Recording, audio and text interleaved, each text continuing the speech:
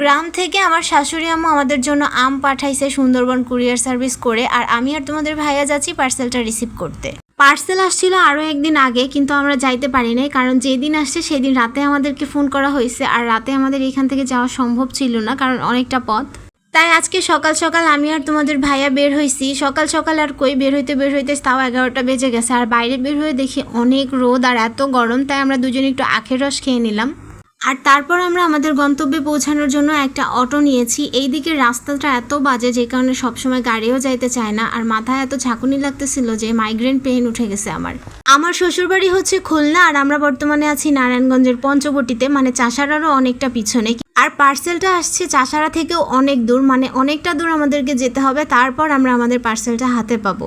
আমার শ্বশুরবাড়িতে অনেক আম গাছ, মানে আমের একটা বাগান আছে পুরো, আর আমের বাগান ছাড়াও আরও সাইডে সুইডে অনেক গাছ আছে। তো এই গাছগুলো আমার শ্বশুর যখন বেঁচে ছিল তখনই লাগিয়ে গেছেন, কিন্তু সে খেয়ে যেতে পারেননি। এই যে এই রোডটা দেখছেন, এটা কিন্তু চাষারা থেকে নারায়ণগঞ্জ 2 নম্বর রোডে যাওয়ার রোড, আর এখানে কিন্তু অনেক গাড়ি, অনেক ভিড়। একদিন আপনাদের ভাইয়ের সাথে আসছিলাম, আমি রাস্তায় পার হতে পারি না, তো কথা বলতে বলতে আমরা কিন্তু সুন্দরবন কুরিয়ার সার্ভিসে চলে এসেছি। তারপর আমাদের কাছ থেকে একটা কোড নিল, আর আপনাদের ভাইয়ের কাছ থেকে একটা সিগনেচার নিয়ে আমাদের পার্সেলটা আমাদেরকে বুঝিয়ে দিল। আর তাদেরই একজন লোক দিয়ে আমাদের আমের ট্রেটাকে একদম গাড়ি পর্যন্ত এগিয়ে দিল। যদিও এটা তাদেরই কাজ, তাদের মানুষই করে দিয়েছে, তারপরও আমাদের কাছ থেকে বকশিস চেয়েছে, তো আমরা 30 টাকা বকশিস দিয়েছি এই আঙ্কেলটাকে। আমার শাশুড়ি আম্মু তো আমাদের জন্য 40 কেজি আম পাঠাইতে চাইছিল, তো যাওয়ার পরে শুনে যে এখানে শুধু 25 কেজি আম আটবে, তো বাকি আম নিয়ে আমার শাশুড়ি আম্মু বাসায় চলে গেছে, আর আমাদের জন্য এই 25 কেজি পাঠিয়ে দিয়ে যাওয়া আসাতে আমাদের অনেক টাইম লাগছে। এখন এসে আমরা রান্না করতে পারবো না, তাই আমার হাজবেন্ড বললো 4টা ডিম নিয়ে নেই, ভেজে খেয়ে নেবো।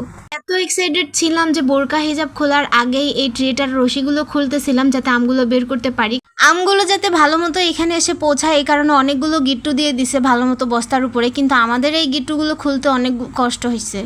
এই তো সব গিটগুলো খুলে এখন ফাইনালি আমের চেহারা দেখতে পারলাম। আর এই যে দেখেন কত সুন্দর আম, আর এখানে কিন্তু অনেকগুলো আম, সবগুলো আম কিন্তু পাকে নাই, বেশিরভাগ আম ছেঁচাও খাইছে।